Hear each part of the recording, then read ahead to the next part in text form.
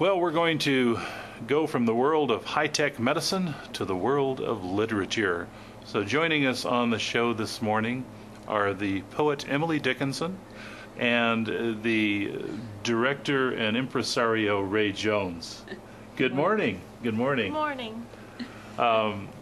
Rae, how you doing today? I'm doing fine. How are you doing? Well, last time you were on, you had promised us that you were going to be bringing an Emily Dickinson one-person show to Bisbee. That's correct. And that's coming up soon. Starting next weekend, the 30th, the 31st at 7:30, and the 1st at 3 o'clock at the Central School Project. And tell us a little bit about the young woman who's going to portray Emily Dickinson. Well, this is Christa Smith, and does a very good job of looking like Emily Dickinson. Yes. I know. I was putting up flyers and her pictures on the flyer, and someone said, I had to do a double take. I thought that was Emily Dickinson. I said, then it's doing what it should. Exactly. And Christa can not only memorize a whole script, but she can portray it brilliantly. So we have a brilliant actor portraying a brilliant poet, and I can't think of anything better. Well, that's going to be exciting. Christa, are you looking forward to this? Yes, I'm a little terrified, but I'm looking forward to it a lot. Well, if you weren't terrified, it wouldn't mean anything to you. Exactly. So, yes. how long have you been acting? I think it's 4 years now since Othello. 4 years. I was in a community college show down in Sierra Vista. I played Michael Cassio. It was very interesting, and I stranded you on stage once. I'm sorry. I finally let go of that. Yeah, she paid me back in murder. She stranded me. Oh my. Yeah. It sounds like a soap opera here. So Christa and her family, all of the Smiths, have been one of the mainstays of Bisbee's obscure productions. She started off, and then her sister, and then we waylaid both of her parents since they had to bring them over for rehearsals. Hey, may as well do something and sit there. Exactly. Yeah. So now anytime we have a part hanging open, we say, hey, you guys could do this. So you live in the Sierra Vista area? Yes. Okay. Exactly. And were you a student at Cochise College when you did that work? Yes, I was. I was doing part-time work. I'm just going back to full-time now. At the college? Cochise, yeah. Okay, what are you studying? Right now, mostly art, but I'm also in the middle of a pre-calculus course, and... I'm sure the two related, and Rae will tell us how. Really? Well, they're both theoretical. That's true. Very, very. Yes, but you're still doing some acting? Yeah, exactly. Are you looking for a career in acting? I have no idea. Okay. I really don't know. That's a nice thing about being young. You don't have to worry about know. that. You have the whole world out there. And one of the nice things about theater is you can try on different things Yes. and see how they fit. Unlike Emily Dickinson's world, which was very, very tightly restricted, wasn't it? Yes. Yes, she had a very rich private life, but she never did leave the house very much. She corresponded with a lot of people. Mm-hmm. And she had this huge imagination. She filled in a lot of what she didn't get from outside sources, but she was apparently quite reclusive in a lot of ways. Mm-hmm. It doesn't sound like you are. You can't go onto a college campus and be reclusive Well, that I can easily. try. You can try. Dress like that and you can. No, I can't. I figure Emily Dickinson would have done well in Bisbee. She could have been Yeah. reclusive, and she would have probably had a hard time being eccentric here because, people who come here and think they're going to be eccentric turn out to be the most normal. Yeah. Well, I don't think she really wanted to be eccentric. I think she just wanted to be what she wanted to be. Yes. Yeah, and I think she was more comfortable at home frequently, spending time contemplating and stuff like that. Were you a fan of Emily Dickinson's poetry before you started thinking about this role? What I knew of it, yes, but I knew very little. I did a lot of reading about her and her poetry and came to like her better and better, but I knew very little about her when I went into this. Yeah. I think that most of us know what we're forced to read in high school.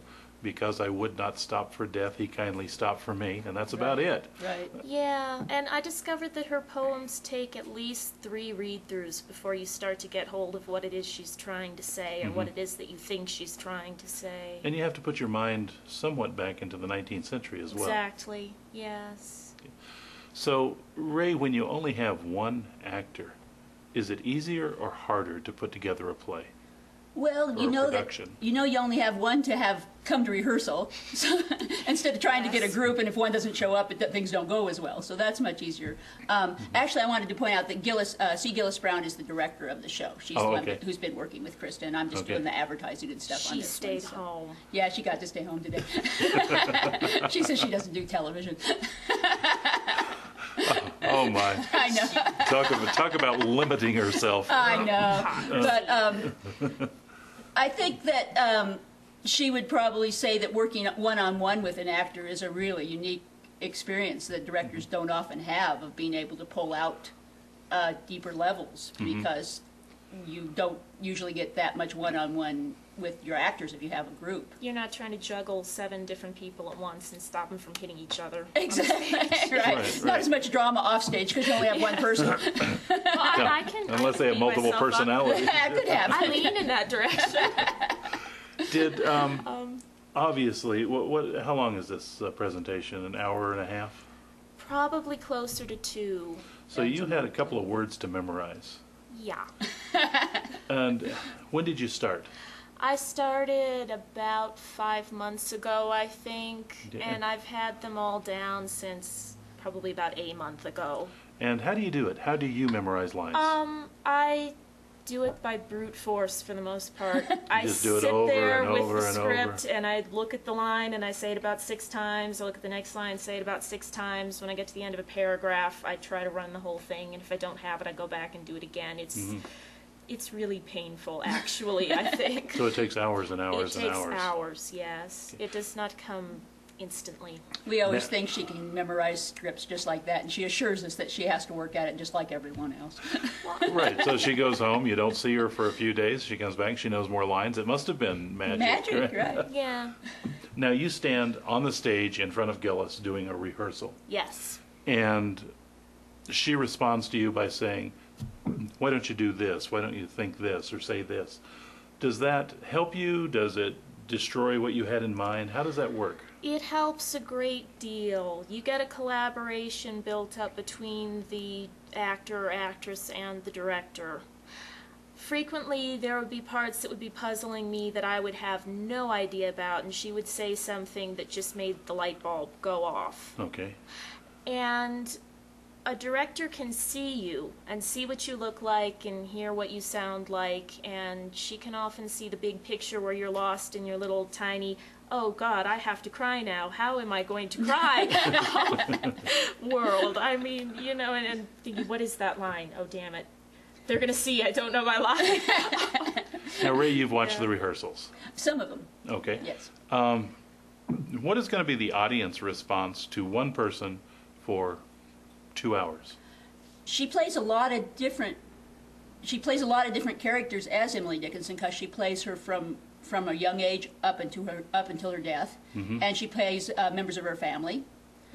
So she does a lot of different parts within the play about one person, and Christa just does a lot of different things. She's got a lot of stuff going on. It's not going to be static for sure. Yeah. And there's a lot of humor in this play, which I Okay. didn't There realize is. until I read the script. I was like, "What? Darn, she's funny." Emily Dickinson had a sense of humor. Yeah. Oh, Yeah. definitely, definitely. Okay. Well, and So- sometimes I have conversations with the people in the air next to me, too, so... Right. And then the poetry comes up. Sometimes you recognize that it's a poem, and sometimes it's not until a little bit later because she speaks so poetically. She wrote poetically in her letters, too. She wrote some letters to her brother's wife or sister-in-law that were literally poems, just, you know, straight through. Some of them were written in these really skinny columns, Really? too. Yeah. Oh, okay. So what you're doing, the play itself uses a lot of her material. Yes.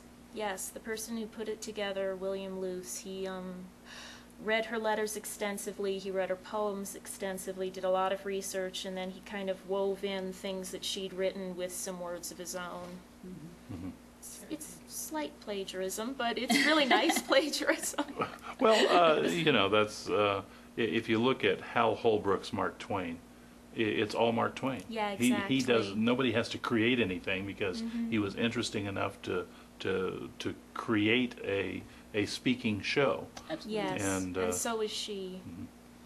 Are you going to be able to? I'm sorry. Oh, go ahead. I just wanted to mention that we actually have some Emily Dickinson descendants here in Bisbee. Really? The young family. Wait a minute. Peter, She didn't have a family. Well, Austin, her brother brother Austin, did. Okay, was the okay. only one of the children that got married. Yes. And Peter Young, one of our local artists, his mother was a Dickinson, and I believe was born in Austin's house in Amherst when it was still Really? standing. Really? Yeah. Okay. So he's about a fourth, fifth nephew, great nephew Oh, dear. to Emily. Okay. Okay. So, Well, that's pretty I thought that was pretty interesting. interesting. Can you give us a sample of what you're going to do on stage? Yes, I believe I can. Okay. You don't want your pen at one point. Okay. Okay. It's a cheap price. Okay. All right. Sometimes I bake one of my cakes for a neighbor, and I enclose a short note that is usually so obscure no one can understand it. I hear my little notes are becoming collector's items in the village. People compare them to see who has the strangest one. Excuse me. We must be careful what we say. No bird resumes its egg. That'll keep him guessing. That reminds me, I must send a note to Mrs. Hills. She's just been sent to the Maplewood Infirmary. Surgeons must be very careful when they take the knife. Underneath their fine incisions stirs the culprit. Life. That'll cheer her up. I'm told one woman in Amherst is imitating me now. Probably Clarissa Cartwright. Just what Amherst needs. Another eccentric. Oh, I do have fun with them. My menagerie. I guess the people in small towns must have their local characters, and for Amherst, that's what I am. But do you know something? I enjoy the game. I've never said this to anyone before, but I'll tell you. I do it on purpose. The white dress, seclusion, it's all deliberate. But my brother Austin, he knows. He says, "Emily, stop your posing." Austin knows me through and through, as no one else does. Father and Mother never understood me. And Vinny doesn't know me either. Austin and I are unlike most everyone, and are therefore more dependent on each other for delight. But I do think sometimes the stories about me distress him. In a way, the stories are true. Oh, I believe in truth, but I think it can be slanted just a little. Do you know what I'm saying? Tell all the truth, but tell it slant. Success in circuit lies. Too bright for our infirm delight, the truth's superb surprise.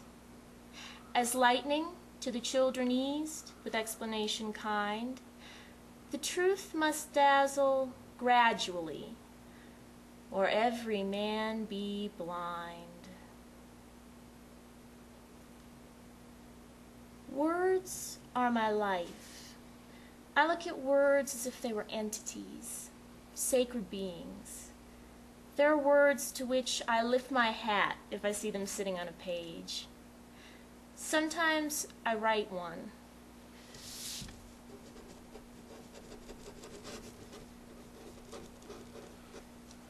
Circumference.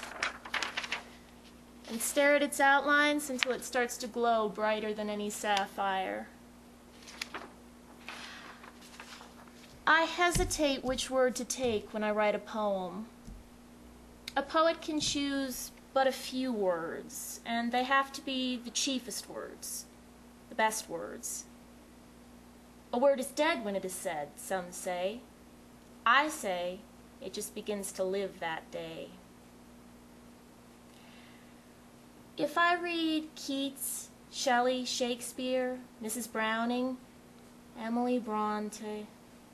Oh, what an afternoon for heaven when Bronte entered there.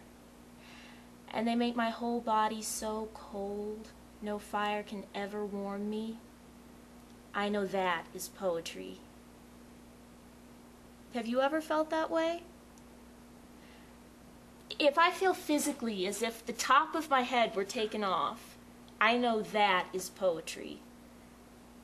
These are the only ways I know it. Is there another way? And I'm going to stop there.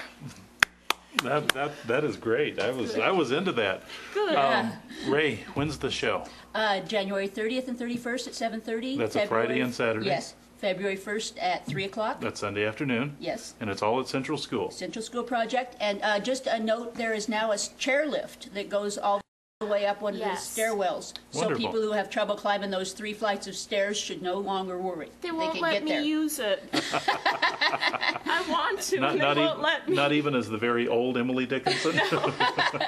Not even then. Well, and somewhere in the play it talks about her going up the stairs 2 at a time, so I think she can do that. And hauling like 18-pound cakes around and things like that, yes. Well, this has been a real treat, Christa. Thank you very much. Thank you. And as you did very well, and I'm sure in front of the audience it's going to be great. You got another week to... Another week to pull whatever's left together, I don't know. Well, at least that 5 minutes, 7 minutes was pretty good. So you mentioned a couple of names. Austin, of course, was her brother, and the other name you mentioned was Vinny. That would be my younger sister. Oh, okay. Who stayed home eventually. She did not marry either. And well, I suppose the older sister had to marry first. And I didn't do that. No, was not going to happen. You wrote left-handed. Is Emily left-handed? I do not believe so. Uh-oh. I will feign right-handedness. Okay. I've said I will, but Gillis says no. Don't worry about it. Nobody's going to know for sure. Yes. Christa, Rae, thank you very much for Yes. enlightening the Bisbee audience with a little bit of literary style, and best of luck to you in your production. And we'll probably be seeing you again before long with your next production. No doubt. We have all of the Smiths in our next one now. Oh, God. Ah, okay. Yes. You're going to have to do Mr. Smith Goes to Washington or something. I don't know. I guess so. We'll see you folks again next week. Thanks for joining us on the show. And if you want some exciting literature in your life, you know where to go. And if you got breathing problems or cardio problems, you know where you better go.